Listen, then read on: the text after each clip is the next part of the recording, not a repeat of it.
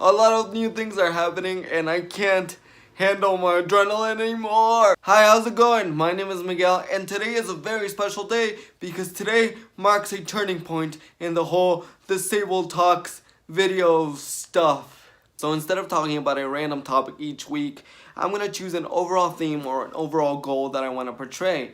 And I'm going to focus on that for a whole month or 4 episodes. So it's going to be like a little mini series. I feel like this will not only allow me to really dig deep in a particular topic or a particular subject concerning with a disability, but it will also allow you to get the most out of these videos and the most out of the information that I give you. So I'm really excited to start things off with this series, Till Death Do Us Part. The way I look at having a disability now is, like a long-term relationship, something that we can't really get out of. Our disability is something that we have to accept in the good times, in the bad, in sickness and in health, and with all the positive things that happens because of it and all the negative things. Now let's pretend we're actually at the wedding and the priest asks that question. Miguel, do you accept cerebral palsy as your lawfully wedded wife? Right? That's what they say. My answer would have been completely different based on the time of my life that you would have asked. When I was younger, I would have said nope and walked out of the altar, not looking back. During my adolescent years, I probably would have said something like, I guess, I can't really do anything about it. And now I know I would have said I do. But it takes a long time to get from walking out of the altar to the I do. When I was younger, all I saw about the disability was all the things that I couldn't do because of it. And I spent a lot of time just being angry with life, angry with God, basically, because I didn't understand why I had this. It just seemed completely unfair. I did not like recess at all because I didn't want to play hide and seek or tag or, jumping around in the jungle thing with the slides and stuff. Because I know that I couldn't do it, right? So when we would play freeze tag, I would just be like, so they would be like, freeze. And then I would say frozen, right?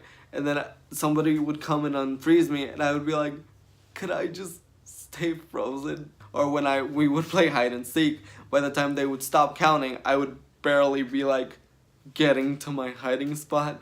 So it was just not a good time for me. During my adolescent years, it pretty much got worse because on one hand, the things that I felt the disability was taking away from me, it just multiplied. It just multiplied by like 1,000. On the other hand, I was like, I'm not going to be able to get rid of this thing. Even after my surgeries, that's what I saw, that it was just going to be a part of me. So I was like, okay, I need to figure out how to live with this.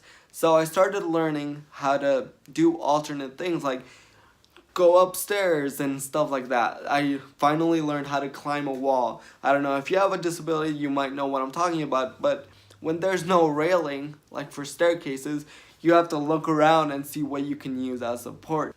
So it's actually really hard to explain now that I'm trying, because looking back, I can clearly see that I was not accepting of my disability.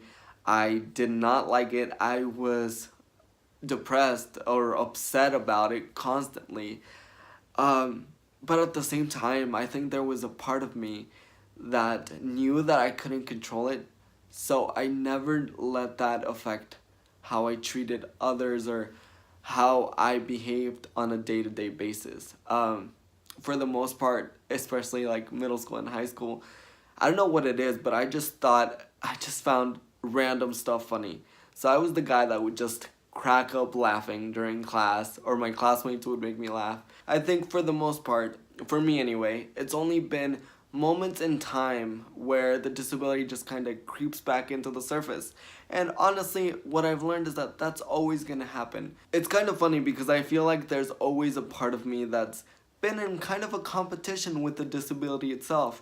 I've always been like, oh yeah, well, I'm gonna do physical therapy and I'm gonna go to the gym and my legs are gonna be so strong that you're not even gonna be able to see the limp. And then my disability is like, oh yeah, well, I'm gonna impact you in this way and then you'll see. And instead of constantly competing with your disability, it's a lot easier to just, go all in and make that commitment to grow with your disability.